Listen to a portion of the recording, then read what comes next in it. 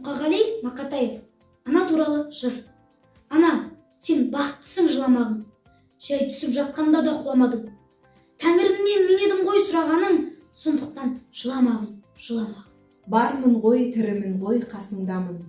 Өлмеймін мен өзіңдей асылданмын. Таусылып, өз-өзіңнен шашылмағын, байырғы берекенді қашырмағын. Мен сенің қанықпын ғой көз жасыңа, өзім кепіл тот басып тозбасыңа. Екі жыр жазсам бірін саған арнап, ана деп жазсам ылғи сөз басына. Тәңірім кеше көрсін кесірімді, аспанға жазсам сенің есіміңді. Ана, сен бақыттысың тербете бер, құла талдан иірген бесігімді.